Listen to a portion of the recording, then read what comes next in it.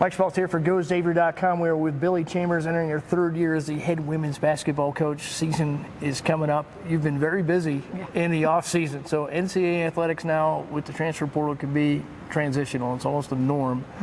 You were busy putting this team together. 8 newcomers, 4 of them are freshmen, but 4 come out of the portal, and you gain some experience from there.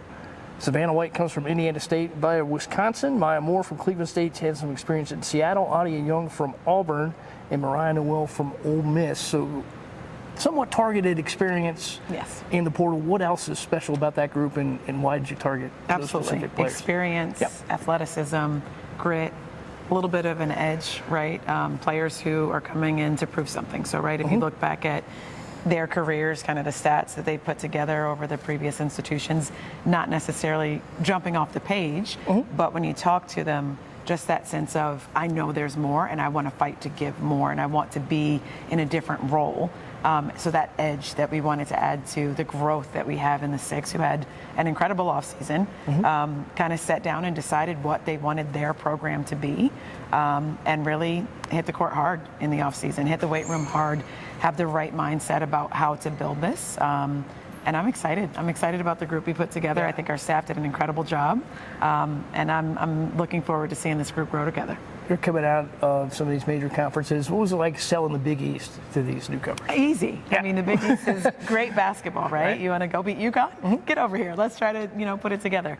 You want to have to show up and play every single night because, I mean, teams are incredible. Coaches are incredible in this league. And, I mean, that was an easy sell to say you have an opportunity to come in the Big East and be some of our go-to players, really impact us. They were excited to have the opportunity to play against the best. 6 returnees, 5 of them are sophomores. Petra Borla was the junior in that group. And I didn't realize that until I was writing this down.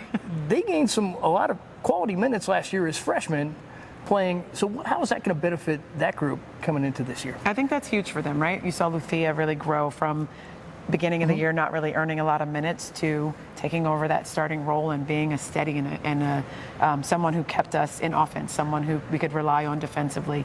And she's carried that over into the spring, earned a captain spot this year with her leadership voice and just how even she keeps everyone. So those minutes obviously will translate to experience, confidence for them for this year. And they've just done a really good job of helping all the newcomers, whether a transfer, a freshman, understand standard, understand our principles defensively. We always want to be that defensive team that creates our offense. But we're starting to put a few more points on the board, which I'm excited to see. Because that was a struggle in the past couple of years. And we have players with a bit more confidence in finding their spots and creating offense. And then 4 freshmen, tell us a little bit about that. 4 freshmen, they're fun. They're young, they have no idea, but they're working really hard. Denise Neves from Portugal has really earned her way into an opportunity to get herself on the floor.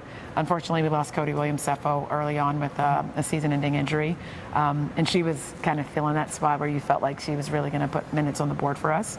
But it's been really nice to watch the rest of them start to step up and understand what we're looking for, really just come in and work hard every single day. Upperclassmen are challenging them, helping them push a little bit harder. It's different pace, different style.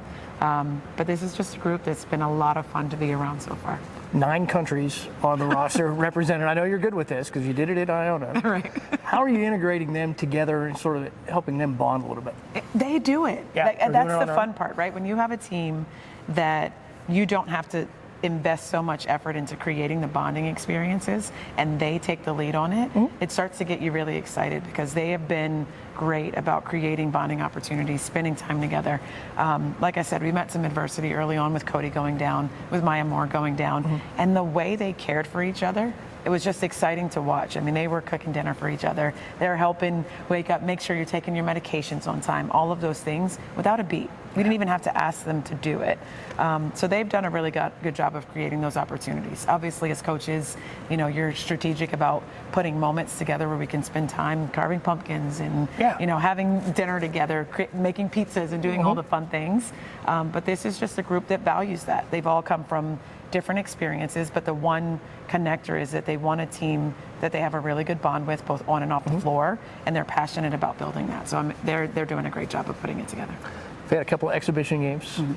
What have you liked about this team in terms of style, and is it progressing the way you'd like to, getting into this first game? It is. I mean, the first exhibition game against EKU, obviously not thrilled with the result, but that's why you play the games, to learn a little bit about yourself, for them to kind of start to put it together of you get a chance to go against someone else and you're not just hearing coach's words all the time, and to sit down and reflect on what did we need to do better. So, you play that game and you look at it and say, there's reasons why I love playing these early, but there's also reasons why you hate it. Now you got to manage what did you get out of that.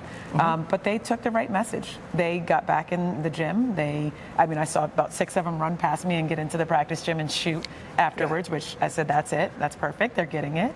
And they got in and worked a lot harder on tightening up the defensive rotations. I mean, we were poor on closeouts, we were poor on rotations, and they took that to heart and really got after it in practice the next few days.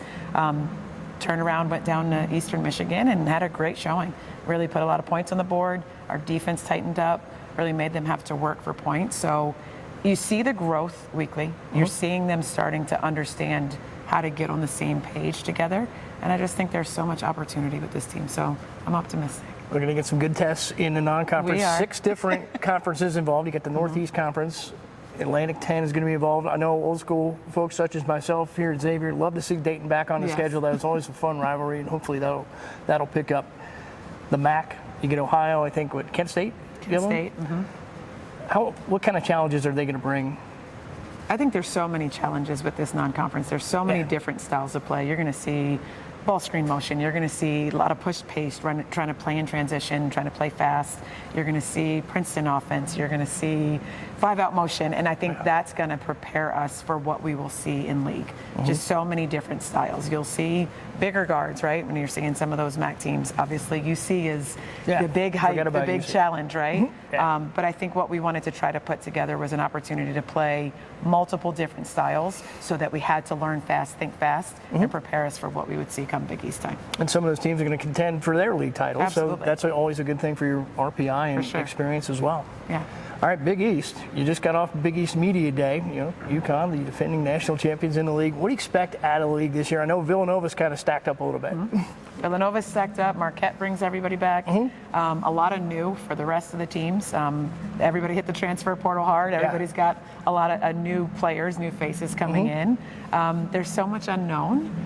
But the expectation and the known that you get when you come to Big East is competing night in, night out for 40 minutes. You can't take a play off, you can't miss a beat, and you have to be ready to compete at a high level. So I think it'll be another great year for the Big East. Okay, opening night's coming up. What are going to be some of your final words before you let them hit the court for the first time as a unit here for the real regular season? Yeah, I think, sticking true to defensive standard, allowing that to create our offense, sharing the ball, really starting to put some more points on the board, seeing multiple people in double figures, and really having fun knowing that they're a group that is going to put a stamp on bringing this back to the level of competition that it should be. All right, Billy, thanks. We look forward to it. That is Billi Chambers getting ready for a new season here at Xavier.